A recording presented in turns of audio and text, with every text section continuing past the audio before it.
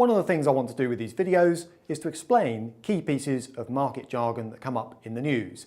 If you open a newspaper, look on a website, sooner or later you'll come across this term, the carry trade. It's talking about something that happens in the currency markets, and in this video I want to do a beginner's summary of what they're all talking about when they refer to carry trades. So with no more ado, a little bit of currency basics to get us started. Very much the basics here. An exchange rate, for anyone who's never come across one or thought about it too much, just expresses the price of one currency against another. So currencies come in pairs. You always talk about the value of the pound against something, like the dollar or the yen or the euro, for example. So, very straightforward example, making up the numbers, £1 might be worth $1.60. Right, that's the exchange rate. Now, the only point I really want to get across here is this. What would cause that to move? And the answer is there are many, many, many factors. Currencies trade in a global market, very, very fast market, heavy volumes going through. It's the biggest market in the world by some measures. But what, in simple terms, would move that exchange rate? And the key answer is interest rates.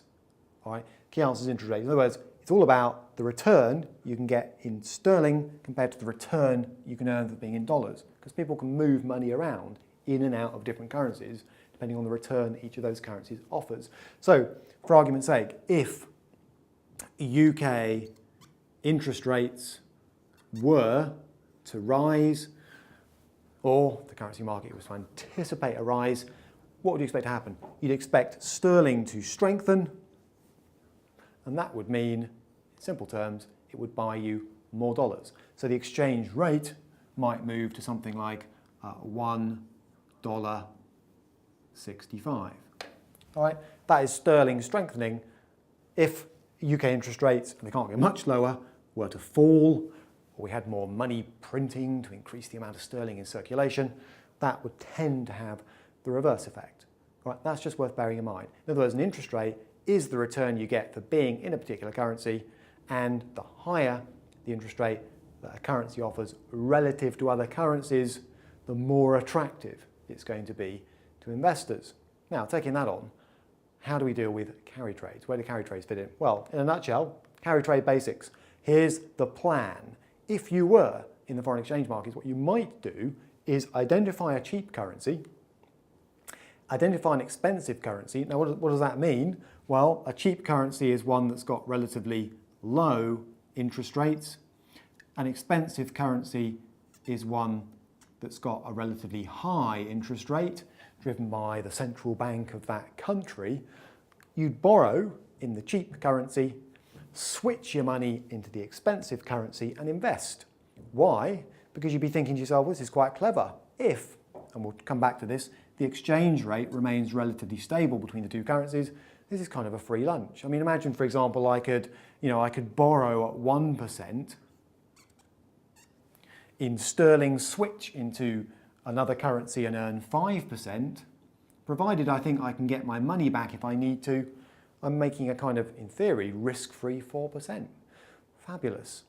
All right, now, is this in fact a free lunch? I mean, the opportunity does exist, by the way. You know, emerging markets sometimes have higher interest rates than relatively sort of boring, big, safe countries, such as the UK, the US, or Japan, for example. So there are interest rate differentials around the world, but is this in fact a free lunch? Because it looks like a no-brainer. Why wouldn't you borrow at 1%, lend or invest at 5% if it was in fact risk-free?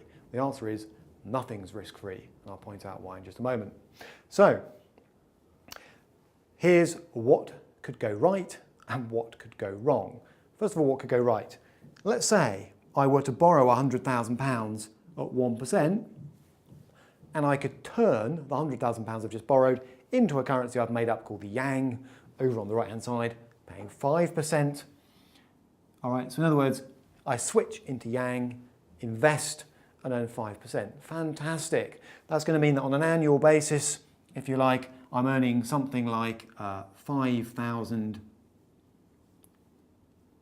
of my made-up currency, 5% of 100,000. Switch that back at 1 for 1, and that becomes £5,000. The cost of servicing this loan in sterling is only £1,000. So that's a £4,000 profit for not doing very much. Brilliant. And it works until this happens. The exchange rate moves. Now, I've made it a pretty dramatic move to make my point here. What if the exchange rate moves from 1 to 1 to 1 to 2? 2 yang for every pound. Here's my problem. Now I might be thinking, well, over there, I've still got 100,000 yang, but if I wanted to pull my money out and switch it back into sterling, if I were to do that, if I were to repatriate my money back into sterling, it's only now worth £50,000. And if I start to get nervous about what's going on the right-hand side, about why this is happening, why the currency out on the right-hand side has weakened, as we call it, from a rate of 1 to 1 to a rate of 1 to 2, lots of investors start panicking, pulling their money back. All right, that can create a problem. It can reverse the carry trade. It's called a carry trade reversal. And you can see why it would happen, because suddenly I'm looking at a fairly meaty capital loss. All right. Now, what could trigger that kind of weakening in the currency? And it's a very extreme example I've given here. What could possibly cause the currency on the right to weaken like that and cause investors to kind of panic and start pulling their money back? Just give you a couple of possibilities. Number one, flight to safety. Investors suddenly think, oh, the reasons I'm getting a higher interest rate in that other currency, maybe it's an emerging market or it's commodity-based economy, I'm getting nervous, I'm going to pull my money back. All right, that's one reason. So investors start pulling their money out of those markets into safe haven currencies like sterling, like the dollar, for example. Or governments get involved in the currency market. It might be that the government on the right-hand side of my previous slide wakes up one day and decides that it wants to weaken the currency. The reasons why are many and various, perhaps, for argument's sake, to help its exporters. All right, it just depends. But basically, governments sometimes intervene in currency markets, and that in itself can change the dynamics of what's called the carry trade. So there it is. Carry trades are in effect what looks on the surface like a free lunch. Borrow in a cheap currency to invest in a more expensive, riskier, higher interest rate currency. But I'm afraid nothing in financial markets is truly a free lunch. So just bear in mind that if it goes wrong, it can sometimes go badly wrong.